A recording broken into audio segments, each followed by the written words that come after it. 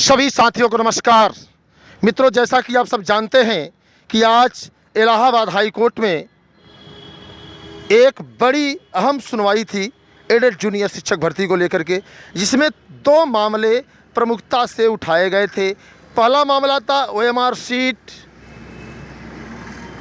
और OMR sheet subject को जो डिवाइड कर दिया गया था दो रूपों में, दो भागों में, और साथ ही साथ दूसरा मामला था इनवैलिड सीरीज जब दोबारा रिजल्ट जारी हुआ। ये दो केस आज लगे हुए थे, जिसमें न्यायालय में लगभग 17 से 18 मिनट तक बहस हुई। दोनों पक्षों के वकीलों ने अपने पक्ष को रखा और एक बात स्पष्ट बता दें आपको कि सरकारी वकील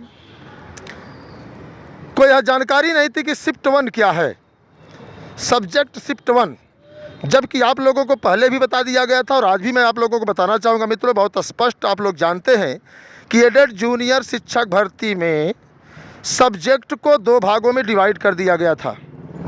जब 5 सब्जेक्ट में से एक ही सब्जेक्ट चुनना था, एक ही सब्जेक्ट को काला करना था, तो आखिर किस उद्देश्य से पीएनपी के द्वारा, परीक्षा नियामक प्राधिकारी कार्यालय के द्वारा, इसे दो भागों में डिवाइड कर दिया गया। इसकी जो डिज़ाइन की गई थी, यह डिज़ाइन ही बहुत ही गलत है। इस तरीके से डिज़ाइन नहीं होनी चाहिए। और ये डिज़ाइन जो है टेट 2021, 18, 13, 14, जिस तरीके से टेट का जो है ओएमआर बनाया जाता है, उस तरीके से ये मामला था।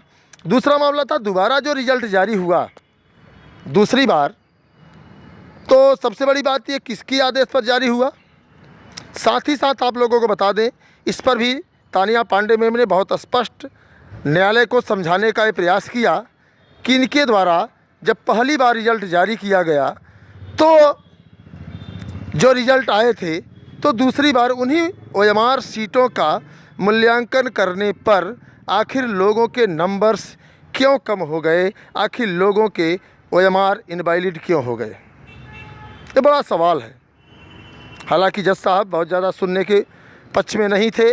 उन्होंने पहले ही मूड बनाकर न्यायालय में दस्तखत दी थी और उन्होंने सुना। सरकारी वकील कोर्ट को गुमराह करने का यह प्रयास कर रहे थे कि आखिरकार ये जो मामला है, डबल गोला, इनवैलिड सीरीज, इन सभी चीज़ों को वो जज साहब को समझा नहीं पाए। तानिया पांडे जो हम लोगों के अधिवक्ता हैं, उन्होंने बहुत स्पष्ट समझाया। हालांकि थोड़ी देर बाद सीमान सिंह भी आए न्यायालय में, उनका कहीं दूसरी जगह केस लगा था क्या, या क्या है क्या नहीं, हालांकि वो थोड़ी देर बाद आए, उन्होंने अपनी 2 मिनट बात रखी और उसके बाद केस रिजर्व हो गया है। अब देखते हैं आगे होता क्या है। मामला बता दें आपको कि अभी अपने पक्ष में है, किसी के बहकावे में नहीं आना है। और आपको बता दें कि हमें हारना नहीं है। अगर ज़रूरत पड़ेगी तो हम लोग स्पेशल अपील में जाएंगे और जीत कर दिखाएंगे। इसी जज्बे के साथ सभी साथियों को मैं बताना चाहूँगा कि आप लोग हौसला बरकरार बनाए रखें और इस वीडियो को अधिक अधिक शेयर कर दें, ताकि जो लोग अफवाह फैला रहे हैं उससे बचा जा सके। हम लोग न्यायालय में ही थे, आपको स्क्रीन पर दिखाई दे रहा होगा, इलाहाबाद हाई कोर्ट के सामने हम लोग थे और हमारे अधिवक्ता ने अच्छे से बात रखी है। और पत्थर गिरजाघर सिविल लाइन धरना स्थल पर लगातार धरना आज 52वें दिन शुरू है। जो भी साथी इस वीडियो को देख रहे हैं, अगर आप प्रयागराज में हैं तो आप लोग इस आंदोलन स्थल पर आएँ और सरकार तक अपनी आवाज़ टीजीटी, पीजीटी, एलटीजीआईसी सहित तमाम मामलों को लेकर के उठाई जा रही है। इसी के साथ सभी साथियों को नमस्कार। मैं चाहूँगा कि आप हर हाल में जल्द से जल्द प्रयागराज पत्थर गिरजाघर सिविल लाइन धरना स्थल पर पहुँचे। बाकी शेष चीज़ें जो जूनियर एडेड शिक्षक भर्ती की है उसको हम आपको बताएंगे स्पष्ट रूप से आर्डर आने के बाद।